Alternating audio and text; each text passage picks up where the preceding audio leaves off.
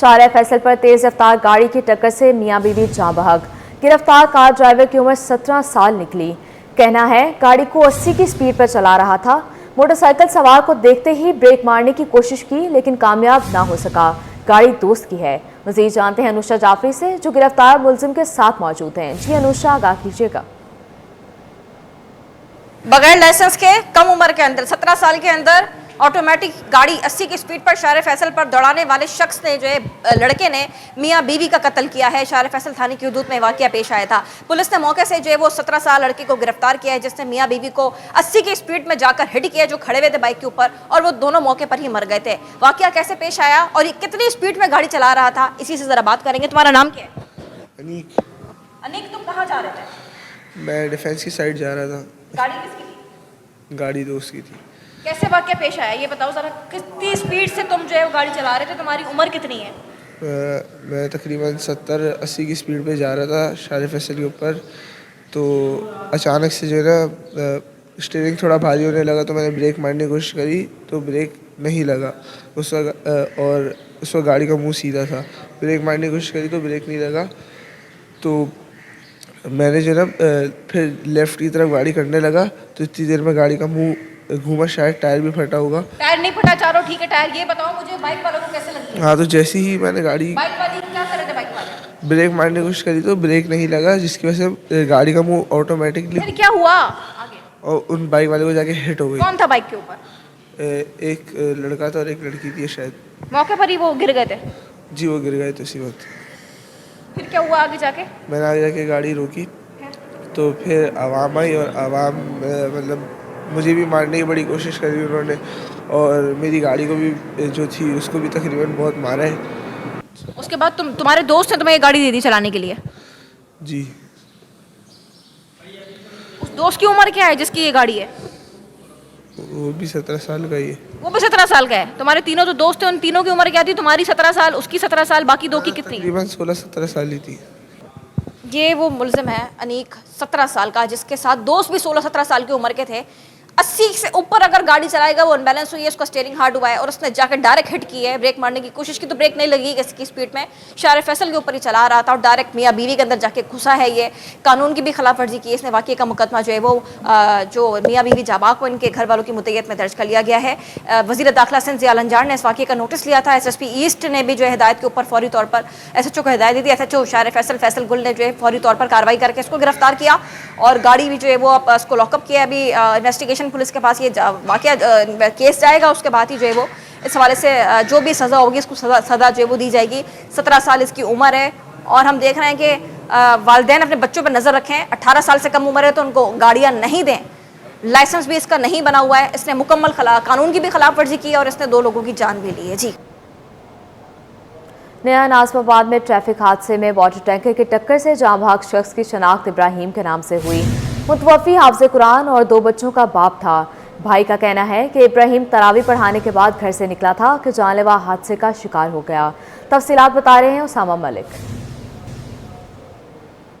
हाँ जी बिल्कुल, रात गए जो है वो इंतहाई अफसोसनाक वाक़या पेश आया जहाँ पर एक और वाटर टैंकर ने जो है वो एक शहरी को कुचल दिया जिसकी शनाख्त जो है वो 32 साला इब्राहिम के नाम से हुई, जो कि 2 बच्चों के बाप और पेशे के लिहाज से पेश इमाम थे। गुज़िश्ता रात भी वो अपने तरावियाँ पढ़ाकर घर से बाहर निकले थे कि इंतहाई अफसोसनाक वाक़या पेश आया। इस वक्त हमारे साथ उनके भाई मौजूद हैं, उनसे मज़ीद जानते हैं। बताइएगा वो कब से वहाँ पर रिहाइश पजीर थे और इमामत वगैरह कब से कर रहे हैं? तो तकरीबन 12-13 साल से वहाँ पुख्तनाबाद में हैं और ये मेरे भाई यहाँ मस्जिद में इमामत भी करते थे और ये इलाके में ही रहते थे, बाहर निकलते भी नहीं। लेकिन बस कल जो है ये अफसोसनाक वाक़या इस तरह हुआ कि भाई ये रोड पे निकले किसी काम से और टैंकर माफिया के बंदे ने इसको मारा है।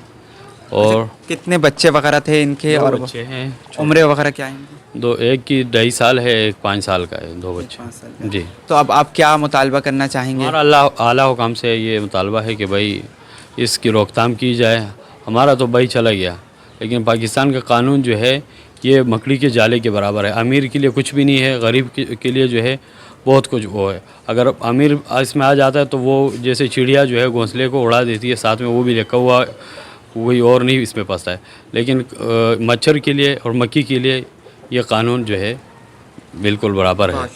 जी बिल्कुल, देखिए उनके भाई हमारे साथ मौजूद थे और बता रहे थे कि 2 उनके एक छोटे कमसिन बच्चे हैं और वो गुज़िश्ता रोज़ भी तरावी पढ़ाकर अपने घर से बाहर निकले थे कि जब ये हादसा पेश आया। अब उनका यही मुतालबा है कि उनको इंसाफ़ फ़राहम किया जाए ताकि किसी और के बच्चे के साथ या किसी के बाप के साथ ऐसा वाक़यात ना पेश आएँ। वालिदैन की लापरवाही से कम उम्र ड्राइवर कातिल बन गए। शार फैसल पर 17 साल लड़के ने मियाँ बीवी को कुचल डाला। दोनों जख्मों की ताब ना लाते हुए दम तोड़ गए। जहां भाग मियाँ बीवी की आज तदफीन की जाएगी। आम खबर से आपको आगाह करते चले, वालिदैन की लापरवाही से कम उम्र ड्राइवर कातिल बन गए। शार फैसल पर 17 साल लड़के ने मियाँ बीवी को कुचल डाला। दोनों जख्मों की ताब ना लाते हुए दम तोड़ गए। जहां भाग मियाँ बीवी की आज तदफीन की जाएगी। अफसोसनाक खबर से आपको आगाह करते चलें, वालिदैन की लापरवाही से कम उम्र ड्राइवर कातिल बन गए। शार फैसल पर 17 साल लड़के ने मियाँ बीवी को कुचल डाला। दोनों जख्मों की ताब ना लाते हुए दम तोड़ गए। जहां भाग मियाँ बीवी की आज तदफीन की जाएगी। वालिदैन की लापरवाही से कम उम्र ड्राइवर कातिल बन गए। शार फैसल पर 17 साल लड़के ने मियाँ बीवी को कुचल डाला। मज़ीद तफसीलात जानते हैं मुमताज़ शिकरी से। जी मुमताज़, बताइएगा। जी बिल्कुल, कराची में ट्रैफिक हादसात में मौत का खेल जारी है। कल कारसाज पे एक हादसा पेश आया। कार सवार ने बाइक सवार को जो मियाँ बीवी थे वो रोड किनारे जो है इफ्तार करने बैठे थे उन्हें कुचल दिया और मौके पर जो है जान बहक हो गई। इस वक्त मैं उनके घर पे न्यू कराची में मौजूद हूँ और उनके वालिद साहब मेरे साथ मौजूद हैं। हम इनसे बात करेंगे। मुझे बताइएगा किस तरह ये हादसा पेश आया और क्या मुतालबा थे आपकी? हमारा हादसा तो ऐसे पेश आया कि हम रोज़ा खोल के बैठे थे तो छिपा का हमें फ़ोन आया। उसके ड्राइवर ने अयाज के नंबर से हमें कॉल की कि भाई ऐसा ऐसा मसला हो गया, आप जो है ना इधर पहुँचे, उनका एक्सीडेंट हो गया। जब वहाँ पहुँचे तो वहाँ तो डेड बॉडियाँ पड़ी हुई थी। जब हमें बाद में वहाँ के जो लोगों ने फ़ोन किया और बताया कि भाई ये on the spot he death हो गई थी इनकी, वहाँ पे दोनों की। डीजी महकमा नवादरात अब्दुल फतेह शेख की तकर्रुरी से मुतालिक दरख्वास्त। अदालत का चीफ सेक्रेटरी को 1 हफ्ते के अंदर डीजी महकमा नवादरात तैनात करने का हुक्म। डीजी महकमा नवादरात अब्दुल फतेह शेख की तकर्रुरी से मुतालिक दरख्वास्त। मजीद जानते हैं मुमताज़ जमाली से। जी मुमताज़, बताइएगा। देखिए जी, डायरेक्टर जनरल महकमा नवादरात और आसार कदीमा का इजाफी चार्ज देने का ये मामला है।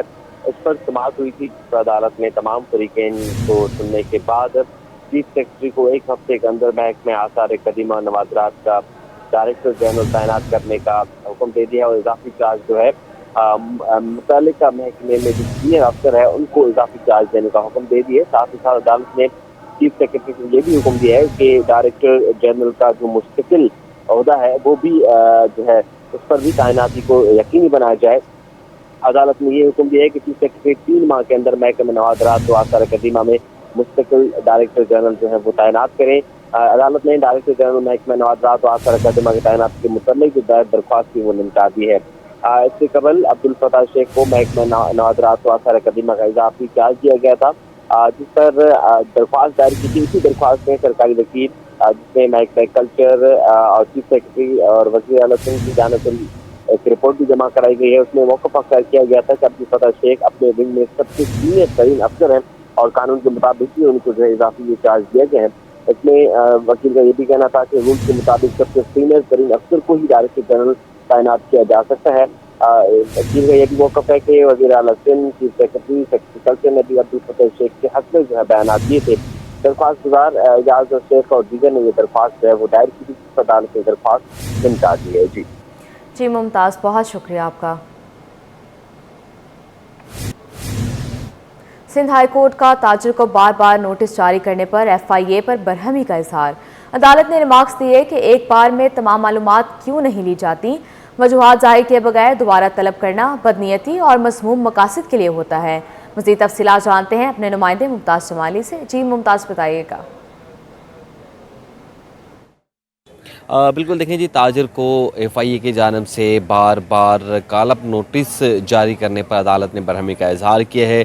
ताजिर की जानिब से ये दरख्वास्त अदालत में दायर की गई थी जिसमें उन्होंने मौक़िफ़ अख्तियार किया कि उनको बार बार कालब नोटिस जो हैं वो जारी किए जाते हैं, जिस पर अदालत ने FIA हुकाम से इस्तफसार किया कि आप एक ही मरतबा तमाम मालूमात हासिल क्यों नहीं करते। अगर मज़ीद मालूमात दरकार हैं तो कालब नोटिस के साथ आपको वजाहत भी जो है वो देनी पड़ेगी। इसमें दरख्वास्त गुजार के वकील के ये मौक़िफ़ है कि दरख्वास्त गुजार जो है मोहम्मद सलीम वो प्रॉपर्टी के काम से मुंसलिक हैं। हालांकि केस भी जो है इनके भाई के खिलाफ है, लेकिन इनको बार बार नोटिस जारी करके हिरासा किया जा रहा है। उन्होंने अदालत से सलाह की है कि इनके खिलाफ जो इंक्वायरी है वो बंद की जाए, जिस पर अदालत ने कहा कि हम इंक्वायरी पे कोई रुकावट जो है वो नहीं डालना चाहते। लिहाजा अदालत ने जो है हुकाम को ये हुक्म दिया है कि आप दरख्वास्त गुजार को जो है मज़ीद हिरासा नहीं करेंगे। इसमें दरख्वास्त गुजार के वकील का ये भी मौक़िफ़ है कि FIA को हिदायत की जाए कि इंक्वायरी के दौरान दरख्वास्त गुजार को हिरासा ना किया जाए, जिस पर अदालत ने उनको डायरेक्शन दी है FIA को कि आप दौरान इंक्वायरी इनको हिरासा ना करेंगे। पाकिस्तान स्टॉक एक्सचेंज में कारोबार के दौरान तेजी देखने में आई। 100 इंडेक्स में 300 से ज़ायद पॉइंट्स का इजाफा रिकॉर्ड किया गया। कारोबार के आगाज पर ही 100 इंडेक्स 1,18,106 पॉइंट्स पर ट्रेड करते देखा गया। काबिश मेहमद से मज़ीद तफसीलात जानते हैं। जी काबिश। जी बिल्कुल, देखिए IMF से स्टाफ लेवल मुआहदा तय पा चुका है, जिसके स्टॉक मार्केट पर मुस्बत असरात मुरतब हुए हैं। सरमायाकार मुख्तलिफ सेक्टर्स में सरमायाकारी में दिलचस्पी का इजहार करें। मेरे साथ शहरियार भट्ट मौजूद है, उनसे जानते हैं। शहर साहब बताइएगा, आज आखिरी रोज़ है ईद उल फितर से कबल कैसा देख रहे हैं मार्केट में उतार चढ़ाव? देखिए, ये हफ्ता पाकिस्तान स्टॉक मार्केट के लिए काफ़ी ज़्यादा मुस्बत रहा। खासतौर पे IMF के साथ मामला खुश असुली से तय हो गए, जिसके बाद मार्केट में हमने एक बुल रन देखा। आज चूँकि लास्ट वर्किंग डे है पाकिस्तान स्टॉक मार्केट में, तो मार्केट में काफ़ी ज़्यादा वॉल्टिलिटी देखी जा रही है। अपसाइड के ऊपर प्रॉफिटिंग देखने में आ रही है, लेकिन दूसरी तरफ हम देखते हैं कि जहाँ मार्केट डिप साइड के ऊपर आती है, जो वैल्यू स्टॉक्स हैं उनके अंदर कंटिन्यू सरमायाकार बाइंग भी कर रहे हैं। तो ये मार्केट का हिस्सा है। लॉन्ग वीकेंड से पहले लोग कोशिश करते हैं कि किस तरह से अपनी पोजीशन कम से कम कैरी कर सकें, और फिर रोल का भी आज आखिरी दिन है। तो जो फ्यूचर की पोजीशन है इस वक्त हम देख रहे हैं कि 20 बिलियन से ज़ायद की पोजीशन है। ओवरऑल अगर MTS की पोजीशन शामिल करें तो 70 बिलियन के पास आ जाती है। तो पोजीशन काफ़ी ज़्यादा हैवी है। यही वजह है कि मार्केट जहाँ भी 1,18,000 से ऊपर की तरफ आती है तो मार्केट में प्रॉफिटिंग देखने में आ रही है। ऑयल एंड गैस के अलावा कौन से सेक्टर है? ऑयल एंड गैस सेक्टर में आज हम कुछ प्रॉफिटिंग देख रहे हैं, क्योंकि पिछले 2 से 3 दिन में काफ़ी अच्छी रैलीज बन चुकी थी, तो आज उनमें प्रॉफिट देखने में आ रही है। और इसके साथ साथ बैंकिंग स्टॉक्स के अंदर कुछ डिप साइड के ऊपर हमें बाइंग देखने में आती है। सीमेंट और स्टील के अंदर भी आज हम सेलिंग देख रहे हैं। बरकरार रह सकती है? देखिए, ईद के बाद मार्केट हम थोड़ी अच्छी फोरकास्ट करें, क्योंकि IMF के साथ जो पाकिस्तान का मुआहिदा हो गया उसके दूर नसाइज हमें सामने आएंगे। और ख़ास तौर पे हम देख रहे हैं कि जिस तरह से क्लाइमेट चेंज के हवाले से पाकिस्तान को एक्स्ट्रा फंड्स मिलेंगे, तो उम्मीद ये की जा रही है कि रिकॉर्डिंग के हवाले से कोई पॉजिटिव डेवलपमेंट्स हो सकती है ईद के बाद, या फिर कोई बड़ी FDI अगर कंट्री के अंदर आती है तो आप देखेंगे मार्केट में जो है फर्दर आप गेंस यहाँ से देख सकते हैं। शहरियार भट्ट मौजूद थे, कहते हैं कि स्टॉक मार्केट में सरमायाकार सरगर्म है, मुख्तलिफ सेक्टर्स में सरमायाकारी देखी जा रही है। साथ ही साथ चूँकि आज ईद उल फितर से कबल स्टॉक मार्केट में कारोबार का आखिरी दिन है, तो ये बता रहे हैं कि पेशगोई कर रहे हैं कि ईद के बाद रिकॉर्डिंग का मामला है, और IMF के साथ भी मामला अगर मुज़व्वत में चलते हैं तो मार्केट मज़ीद बूस्टअप कर सकती है। जी। पाकिस्तान और IMF स्टाफ लेवल मुज़ाकरात की कामयाबी पर बिजनेस कम्युनिटी का रद्द अमल। ऑल पाकिस्तान फूड एसोसिएशन के सदर राशिद सिद्दीकी ने कहा, IMF ने सख्त मॉनिटरी पॉलिसी का इंदिया दिया है। बरामदात बढ़ाने के लिए बिजली की कीमत में कमी और शरह सूद भी कम करना होगी। हुकूमत एक्सपोर्ट पॉलिसी का ऐलान करे। मज़ीद तफसीलात जानते हैं ब्यूरो चीफ अशरफ खान से। जी बताइएगा। देखिए जाए, IMF भी ये कह रहा है कि मुल्क की मईशत दुरुस्त समत में जा रही है, माशी आदाब पूरे हो रहे हैं, और यहाँ पे सबसे अहम बात कहा है कि टाइट मॉनिटरी पॉलिसी रहेगी। यहाँ आगे चल के जैसे डिमांड की जा रही थी कि शरह सूद सिंगल डिजिट में लाया जाए, वो क्या होगा जानते हैं। ऑल पाकिस्तान फूड एसोसिएशन के जो सदर हैं राशिद सिद्दीकी हमारे साथ मौजूद हैं। क्या देख रहे हैं, IMF के साथ तो मुआहदा तय पा गया है, आगे क्या देख? लेकिन बहुत अच्छी बात है, बड़ी खुशहाल बात है, और ये है कि ये बहुत अरसे के बाद एक ऐसा मुआहदा हुआ है जिसके अंदर बहुत दिन तक लिंगर नहीं हुआ है, बहुत दिन तक इसको मतलब लॉन्ग उस पर जाना पड़ा। और बाकी जहाँ तक वो कहते हैं कि मॉनेटरी पॉलिसी को टाइट रखने के लिए ठीक है, बिल्कुल कहें, लेकिन इन्फ्लेशन जितने हिसाब से नीचे आ रहा है तो डेफिनेट जब इन्फ्लेशन नीचे आएगा तो IMF आपको कभी भी सूद को नीचे लाने के लिए कभी भी मना नहीं करेगा। और मुल्क की मईशत के लिए देखिए, जब IMF के साथ जाता है वो तो फिर हमारे जो बार्गेनर्स होते हैं उनके ऊपर डिपेंड पड़ता है कि जो हमारे बार्गेनर्स हैं वो कितने टैलेंटेड हैं और वो कितने हैं कि जो कुछ बातों को अपनी भी मनवा लें। तो इसके अंदर मैं कहूँगा कि जो हमारे भी जो भी बार्गेनर्स हैं जो IMF के साथ बार्गेनिंग करते हैं, वो मुल्क के मफाद की खातिर इसके ऊपर उनके साथ ज़रूर डिस्कस करें कि सूद को एनी हाउ वो सिंगल डिजिट में लेके आएँ। उसके बजाय कि देखें जितनी भी इंडस्ट्रीज हैं, मोर देन 90% इंडस्ट्रीज ऐसी हैं जिन्होंने बैंकों से लोन लिया होता है। और इस वक्त क्योंकि बिजली का टैरिफ इतना बड़ा हो गया, बिजली के टैरिफ को कई दफ़ा कहने के बावजूद भी बिजली का टैरिफ नीचे नहीं आ पा रहा है, तो जब बिजली का टैरिफ भी इतना ऊपर होगा और अगर सूद भी इतना महंगा होगा तो डेफिनेटली आपके एक्सपोर्ट के ऊपर भी फ़र्क पड़ेगा और आपकी इंपोर्ट उतनी बढ़ती चलेगी। आपकी इंपोर्ट क्यों बढ़ती है कि जब चाइना से माल आता है और जब चाइना की कॉस्ट कम होती है और यहाँ पे मैन्युफैक्चरिंग कॉस्ट ज़्यादा होती है तो वो माल फिर आप कहते नहीं यार हमें तो मैन्युफैक्चरिंग के अंदर इतना ज़्यादा कॉस्ट आ रही है, तो वो माल चाइना से आना शुरू होता है जो आपकी इंडस्ट्री की क्लीन हो जाती है। और क्योंकि आप 25 करोड़ की आबादी है तो आपके लिए तो जब तक industrialisation revolution is the only solution, ठीक है। तो अगर जब तक आपका इंडस्ट्रियलाइजेशन रिवोल्यूशन नहीं आएगा तो जब तक आपकी ये जो इंपोर्ट और एक्सपोर्ट का डेफिसिट है ये ख़त्म नहीं होगा, और जब तक ये डेफिसिट ख़त्म नहीं होगा, जब तक आपकी इंडस्ट्रीज़ नहीं चलेंगी तो उस वक्त तक डेफिनेटली आपकी एक्सपोर्ट भी नहीं बढ़ेगी, और जब आपकी इंडस्ट्रीज़ नहीं बढ़ेंगी चलेंगी तो आपकी एक्सपोर्ट भी नहीं बढ़ेगी और आपकी इंपोर्ट उतनी बढ़ती चली जाएगी। जी, जैसा कि आपने सुना अहम तजावीज़ दी हैं और ये भी साफ कहा है कि देखा जाए IMF ने भी कह दिया पाकिस्तान दुरुस्त सिमत में जा रहा है, लेकिन 3 अहम चीज़ें करनी होंगी। शरह सूद को कम करना होगा, बिजली के रेट को कम करना होगा और पॉलिसी देना होगी। जी, सनाल के तकर्रुर तबादले और छुट्टियाँ। जिला खजाना अफसर में तैयारी, शकील अहमद का तबादला। शकील अहमद खजाना अफसर 2 कराची तैनात। असिस्टेंट कमिश्नर सांगड़ कमरुद्दीन की 15 रोज़ा छुट्टियाँ मंजूर। कमरुद्दीन 2 अप्रैल से उम्रे की सादत पर जाएंगे। मज़ीद जानते हैं आज़ाद नोहरियों से। जी आज़ाद, बताइएगा। जी बिल्कुल, सिंध सरकार ने मुख्तलिफ महकमों के अफसरान के तकर्रुर तबादले और छुट्टियाँ कर दी हैं। इस हवाले से बाज़ाब्ता तौर पर महकमा खजाना और महकमा सर्विसेज जिला एडमिनिस्ट्रेशन व कोऑर्डिनेशन ने 2 अलग अलग से नोटिफिकेशन जारी कर दिए हैं।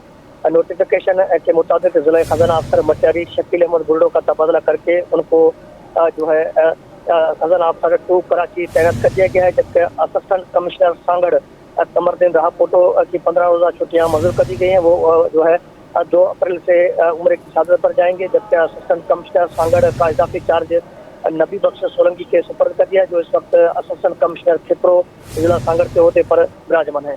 जी बहुत शुक्रिया आपका।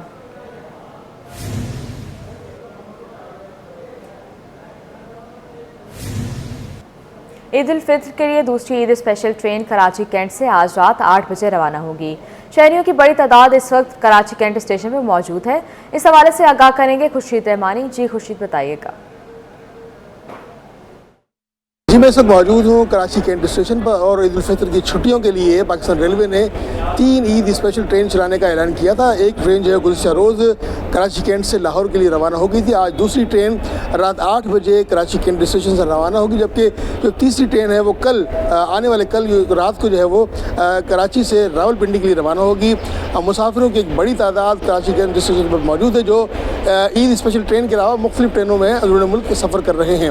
इस वजह से पाकिस्तान रेलवे का ये कहना है कि अगर मुसाफिरों को किसी किस्म की कोई दुश्वारी का सामना है तो वो इनकी हेल्पलाइन भी रब्ता कर सकते हैं। इसके अलावा ऑनलाइन टिकटिंग की सहूलत मौजूद है और वो उस पर भी टिकटें दस्तयाब हैं। इसके अलावा कराची कैंट स्टेशन पर, सिटी स्टेशन पर भी जाकर वो बराह रास्त अपनी बुकिंग करवा सकते हैं किसी भी शहर के लिए। पाकिस्तान रेलवे ने 3 जो स्पेशल ट्रेनें चलाने का ऐलान किया था, उससे शहरियों में जो मुसाफिर हैं और जो जिन्होंने अपने अहल खाना अपने अजीज़ व क़ारिब की हमरा ईद करनी है उसके लिए उनकी दिल जो है वो खुशी से झूम उठे थे और उनका ये कहना था कि इस ईद स्पेशल ट्रेन में वो बआसानी अपने प्यारों के पास जो है वो ईद की छुट्टियाँ एंजॉय करने के लिए जा सकेंगे। आप देख सकते हैं, मेरे कैमरामैन अब्दुल वाहिद खान दिखाएंगे आपको। इस वक्त भी मुसाफिर जो है वो ट्रेन के इंतज़ार में कराची कैंट स्टेशन पर मौजूद हैं और अपनी ट्रेन का इंतज़ार कर रहे हैं कि किस वक्त हमारी ट्रेन आए और हम जो है अपने प्यारों के पास जो है वो जल्द से जल्द जो है वो उनको यूँ लगता है कि हम जल्द फौरी तौर पर उड़ कर पहुँच जाएँ, लेकिन उड़ना बस में नहीं, क्योंकि ट्रेन तो बरास्ता से जो है वो चल कर जाएगी। और खुशी का इजहार कर रहे हैं कि वो ईद की छुट्टियाँ अपने दोस्तों, अहल खाना, अज़ीज़ व क़ारिब के साथ गुजारेंगे। वज़ीर आज़म के नोटिस के बावजूद मुख्तलिफ इलाकों में गैस की लोड शेडिंग का मसला बरकरार है। शहरियों को सैर इफ्तार की तैयारी में मुश्किलात का सामना है। जैकब लाइन, नॉर्थ कराची और ख्वाजा अजमीर नगरी समेत दीगर इलाके मुतासिर हैं।